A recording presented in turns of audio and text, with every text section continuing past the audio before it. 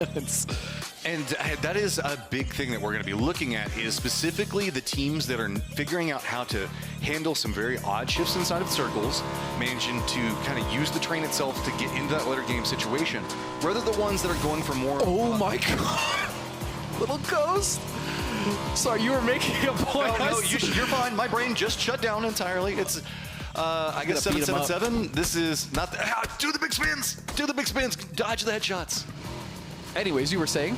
A moment ago, in that wreckage, going to be in a gatekeeping position in a circle? What? That's pretty good. And then I'm really specifically looking at T5 as well. They held this same split when the circle came here, and they managed to get second or third place with a high amount of kills. But Toolins is actually going to find Mel here early, and possibly even Uma, as he just, no, he doesn't skate by. That's going to be 3 members down for Na'Vi. Na'Vi in a world of hurt, just trying to get away. If they manage to pass through this one, it's going to be the next compound where we can see Forest kind of cemented in. Cerberus going to use that opportunity in just a rookie area. They slowly progressed into the east with the circles. They realized where everybody was going to be playing around them, and Onyx, that's all she wrote for you. Not too much that more you can do there. T5, you've been able to navigate the circles well. You've been able to get in positions. You've been able to climb the leaderboard. But now you're going to have to go up against QM that has a very centered position. They have the hillside, and they have a numbers advantage. Yeah, T5 now is going to have to make some sort of miracle happen, as a doozy will find Rosset at only 2 members left for T5.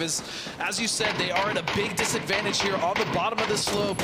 And question mark slowly starting to close this one out, spreading out throughout this hill. And there might be a slight firepower difference whenever we're looking at QM. These guys have been unloading in the later stages of it. Pathapong says no. Smart. Deny it. Yep. Just go ahead. We're comfortable in our position on the leaderboard. We're just going to go ahead and feed this one over the blue. We're not even going to give you a point. We'll let you climb because we know that you haven't picked up very many kills. You get the placement points. That's it. Especially because, yeah, they also know question mark is the team. We're watching a lot of the fights that were happening over into the east, and while it does seem like before everybody gets in and be like, oh, question mark got circle look or whatever else, like, no, that's not the case. They now.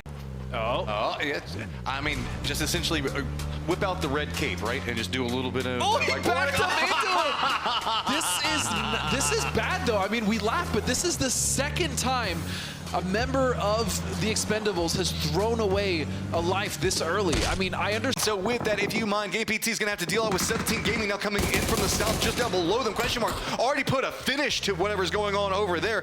T5, though, now has to deal with a very close range Twisted Minds that's just rolling right up on top of him. A doozy does manage to spot out this third on 5 is going to go down, but now the continued firefight, it's not done yet. It's going to be question mark versus Twisted Minds. And 13 kills the side of question mark as they finally start to fall. The pressure from Twisted just too much as they've been fighting team after team, and they've still managed to get 13 kills, and they're not even done. Dante and Bestlock will still be alive, but now I look at 17 as they're starting to come into this. This is a big problem for question mark. They need to finish off this fight really quickly. Nades now starting to come in. This is all that you could potentially want for 17. They've got the high ground looking right down into this bowl. While this is happening, Na'Vi, though, is sweeping in on the opposing front. They're looking at a Twisted Mind. They want to do the same thing. And they know if they get rid of Twisted, they have so much more area to play, and so they will push out, but Uba will get knocked from 17, and now all these angles actually opening up on this fight. Twisted have found a reprieve. Everybody having the exact same idea. If I could be the one to win the North, I can have some control. The problem with it is, we're at what, 6 teams having the exact same idea right now. Hush trying to get some shots into the backside. What's going on with Na'Vi, but it's not going to matter. Just that last little bit of pickup coming up with Spyro, finishes them out, and K, Twisted Minds, you win the North, but 17 Gaming has your gate kept. And the dangerous thing about that. No, exactly. Okay, there's going to be somebody inside a church. There's a knock over here. Center dot is ours. You come to us. And all of a sudden, a team that was on the bottom, 7 kills, now 4 strong, in a position to win the game. Falcons are a little bit on the back foot. The nade will find Capitan, but don't forget about Forest Gaming as a second nade will take down Draft. You can see Falcons just trying to wing their way through this one. They've got smokes down in front of him. Amos got the bead. He sees out where Emmy's going to be. He's going to get another knock. Falcons just can't even find a way to fight their way back from this one just yet. Selton, though, with that land experience, finally coming in, gets multiple knocks. He's putting the team on his back. He's walking out trying to find it. Isaki's finally going to see him, take him down. But with this, the cost has been big. Forrest now walking in. Munto spots it, and Forrest gets it. Forest Gaming gets the win. The knocks were there huge from Silzen. He was able to actually trade those out, and he opened the door for Forest as a duo to giving him a nice array of shots there on two Perfectus, but he was able to find that. Lou now safe, and it is down to a 2-on-1. The impact of that knock cannot be overstated, as Lou is pretty much aware where Duckmai's current position is, but he's also in a one-on-one isolated angle. And I love this. Perfectix leaving his back angle onto this one, moving in, trusting in Lou, saying the fact that you can defend this one up. Yes. Let's get a very strong numbers advantage in. We've got plenty of time. It's still phase 8, guys. We're not even in circle 9 yet. No need to try to make any type of rush. Shot's gonna come out, not gonna quite connect enough to get the knock onto it, just trying to run into the hillside. Blue zone nades gonna come out, create a bit of a problem for Duckmai to have to work around. It is also going to slow down Twisted Minds, though. This is a 3-on-1. That nade was perfect. Perfectus, as he raises his hands, Twisted Minds with a disgustingly effective hold on the south side. Turn that into a win. Bro, how long were those guys fighting? It felt like, what, circle 2? They fought everyone, too. But then separating themselves a little bit from the mid-pack. Absolutely. And I think that's what we're going to be looking for today, is sort of how does this race fall out? Do we still have that situation we had in the earlier 7 and Delwyn the last 2 up, but Daku just doing a good job on realizing the fact that they have an opportunity, exploiting it, making sure to right in and get this clean up. sometimes you just got to make the play, right? That flash is going to land perfectly. Reposition on the opposing side, though. Delwyn going to read this. He's got a teammate on his back. He's just trying to run. He's got the peek back run. Hits and gets the knock onto him. Oh my God! The expendable 777. Now is they're starting to figure out where their team fighting strengths are and starting to figure out how to get that to gel together in the direction that they want. Because let's be honest, we know Danoa is a squad that wants to unload on the other squads around them, but they're now finding the as Danoa now has all the space in the world to work with. 17 now cornered. Got to be careful. They still have Munto up. Danoa realizing the fact that the threat is going to be close and 4 angry men. Oh, no way! Oh, man!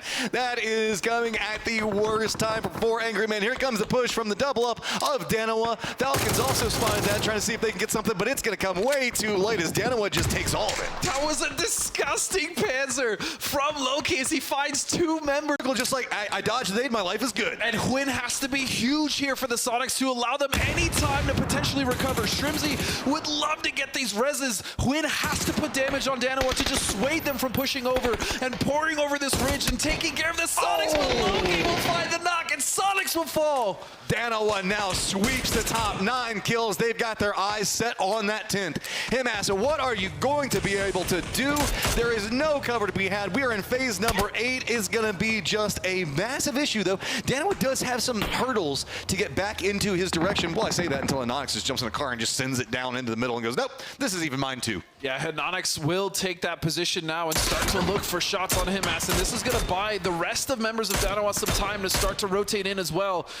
But even still, another game that we see as Danoa takes this one, that Cerberus has made it into the top 5 endgame. And Danoa, man, they're starting to get on a tear of their own. They're finding these around the angles. He can clearly see that it's actually going to be Danoa helping protect him. The nades, though, coming in, he has to dodge those so carefully as he up in the front, just gonna go ahead and start walking the path in, tries to go for some plays out of it. 4 angry men trying to weather the storm the best that they can. Nades now gonna be rolling right into the thick of them. Take out another, just 1 clinging to life. 17 Gaming are gonna be in front of this. What are Twisted Minds going to do? They're just watching this. They're just farming every bit of kills that they can get out of it. They can see all of this. Look at the amount of damage that Spyro and Perfectus are able to get down. And with the smokes as well as the blue, they might even be able to jump off and parachute. Perfectus is finding so much in this circle. Why do you even need to jump off? You could just kill everybody from your perch atop.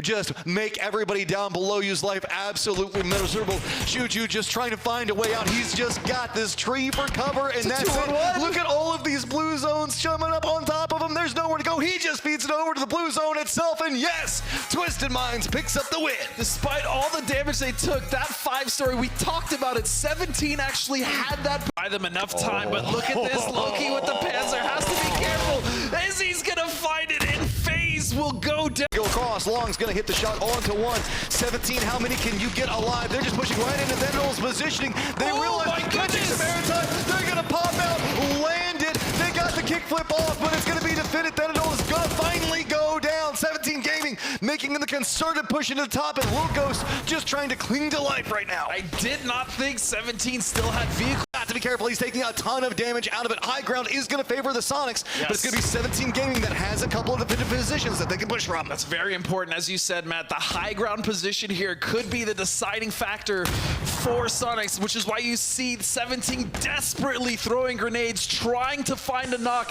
and an advantage, because this is a high-low situation. Would it be an international if we did not have Sonics and 17 Gaming trying to scrap for the end of what's going on inside of Picado? Now, 17 Gaming making their push in, but don't forget about the X Factor inside of Shin. Tickleton spots out a bit of a reposition. Doesn't manage to hit the shots, though. Nate's going to be getting a bouncing through. Mine with a big play to pick up 2. And a beautiful double. He now finds it's it. 17 is out. There's just one member, and Sonics will very quickly deplete that lead that Twisted had. That is the game they wanted. There is so much storyline stacked in top of that one, from hot drops, from positioning. I mean, what we've been looking at years.